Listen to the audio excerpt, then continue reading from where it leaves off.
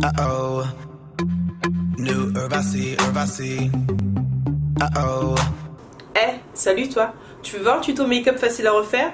Je te jure, tu refais ça les doigts dans le nez. C'est pas compliqué. Si ça t'intéresse, suis juste la vidéo. Et puis si t'as kiffé, hein, tu me dis ça en commentaire et puis tu me mets un petit like, n'est-ce pas?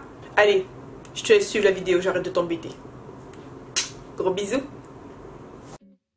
Boum, c'est parti. Alors, on va hydrater le visage. Moi, j'utilise mon complexe hydratation de chez Premier qui est vraiment pas mal.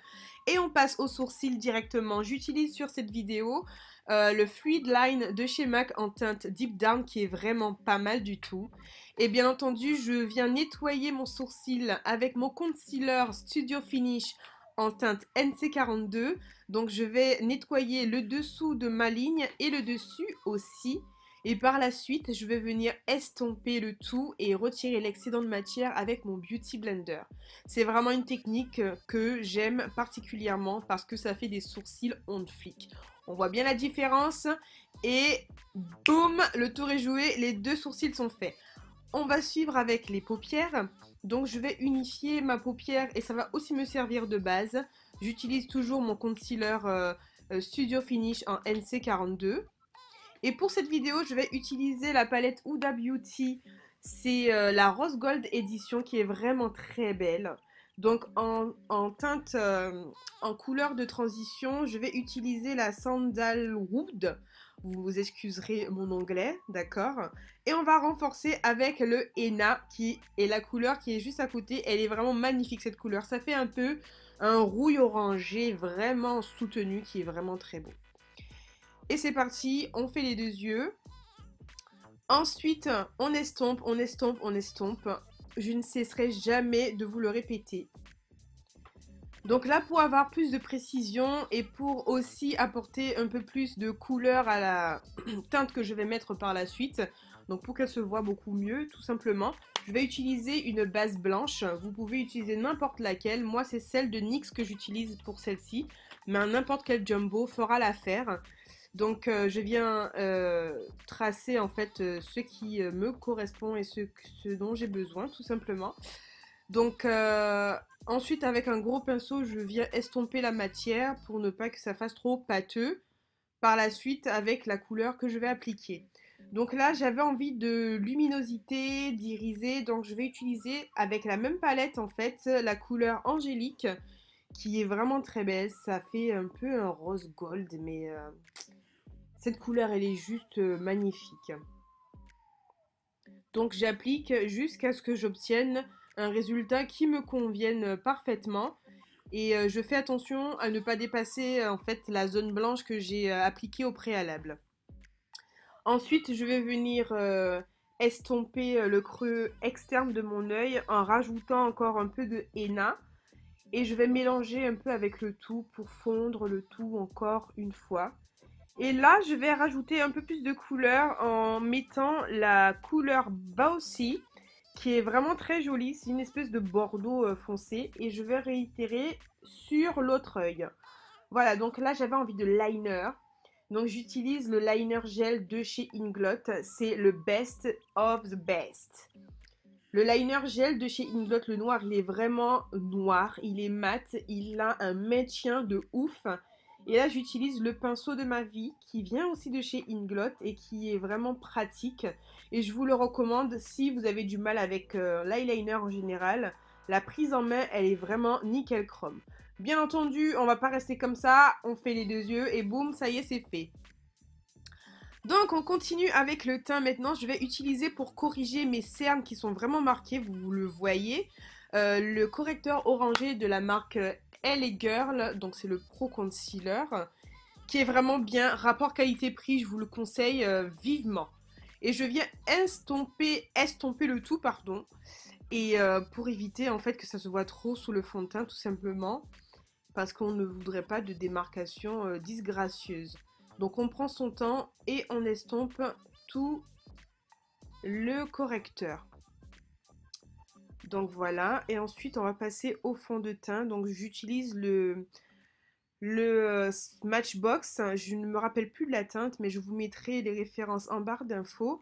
Et avec mon éternel Beauty Blender, je ne peux pas m'en passer. J'estompe un maximum et on évite l'effet masque, les filles. Ce fond de teint, il est vraiment pas mal parce qu'il est fluide et en même temps, il est suffisamment couvrant donc, et agréable à porter. Là, je vais utiliser mon Pro Longwear en teinte NC42 de chez MAC pour faire ma correction au niveau de mes cernes, de mes lumières, etc. Donc je vais l'appliquer sur l'arête du nez, sur le haut du front, le menton, pour illuminer un peu toutes ces zones que j'ai envie d'illuminer. Bien entendu, on matifie. Et là, j'utilise la Banana Powder de chez Benai, qui est vraiment pas mal. Je souhaite tester d'autres poudres. Je pense taper chez Laura Mercier bientôt. Donc je vous en dis des nouvelles bientôt. Ensuite, on va prendre un peu de couleur avec un bronzer. Là, j'utilise la palette Contouring de chez Anastasia Beverly Hills, qui est vraiment pas mal du tout, parce que c'est une texture crème qui fait un effet poudreux à la fin, donc ça reste vraiment naturel, c'est pas trop marqué. Et bien entendu, on va venir fixer le tout avec une poudre libre telle qu'elle soit sur tout le visage. Et là, j'utilise, malheureusement, c'est un blush que j'aime beaucoup, mais qui n'existe plus, qui vient de chez Yves Rocher, et que j'utilise vraiment avec parcimonie parce qu'il est presque fini et je ne retrouve plus cette référence et j'ai mal au cœur parce qu'elle est vraiment belle.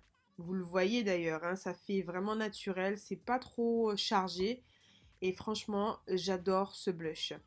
Bien entendu, un make-up sans highlighter n'est pas un make-up. Donc, je vais utiliser un highlighter un peu rose gold de chez MAC. Je ne me rappelle plus la référence. Je vous mettrai de toute façon tout ça en barre d'infos. Et vous voyez, c'est vraiment discret. C'est vraiment magnifique.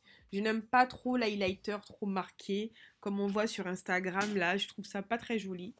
Et on va venir reprendre les mêmes couleurs avec un pinceau estompeur de précision pour venir les placer sur la paupière inférieure pour fermer et finir le maquillage. Je trouve ça vraiment pas mal. Je trouve que quand on ne fait pas cette technique-là, il manque quelque chose et puis ça se voit en fait, hein. Donc avec beaucoup de précision et on va venir estomper. Là, je vais utiliser un crayon colle marron de chez Makeup Forever qui est vraiment bien parce qu'il tient bien. Il est suffisamment gras pour déposer suffisamment de matière et il reste vraiment très très bien dans la muqueuse de l'œil. Donc, je suis vraiment satisfaite de ce crayon. Ensuite, bien entendu, on va finir les yeux avec du mascara. Donc, celui-là, c'est celui de chez Inglot, l'effet fossile, qui est vraiment pas mal. Moi, j'ai les sourcils, les sourcils, Lila, reprends-toi. J'ai les cils vraiment très recourbés naturellement, donc c'est pas quelque chose que j'aime particulièrement. Il y en a qui me diront, mais tu racontes n'importe quoi, mais j'aurais préféré qu'ils soient vraiment allongés plutôt que recourbés. Mais bon, on fait avec ce qu'on a, ça me convient amplement, et le mascara, il fait son job. Là, je n'ai rien à dire sur ce mascara, si ce n'est foncez les filles.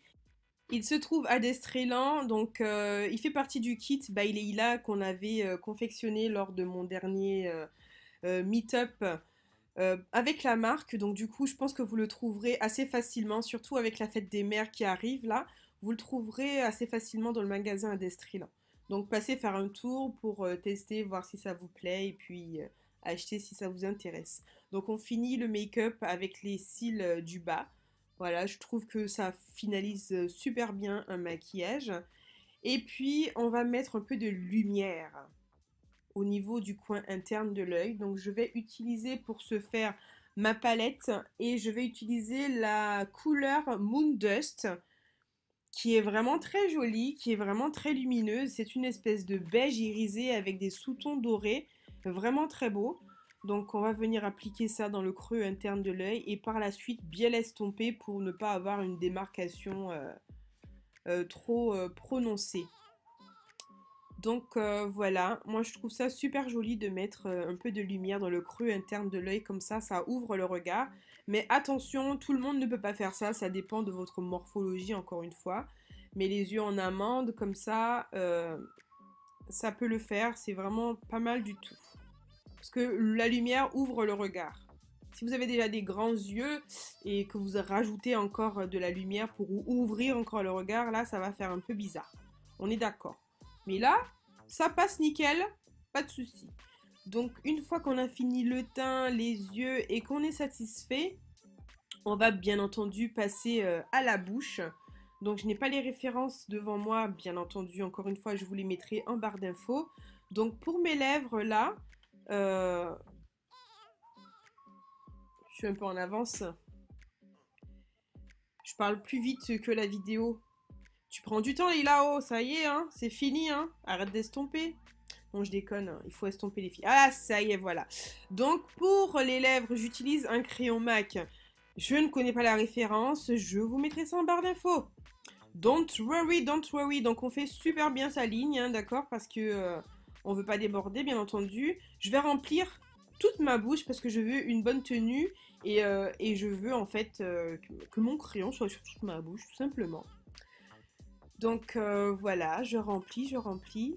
Le crayon vous donne une meilleure tenue avec le rouge à lèvres sur toute la journée, donc si vous pouvez faire ça, c'est une bonne astuce. La référence du rouge à lèvres, je vous la mets en barre d'infos.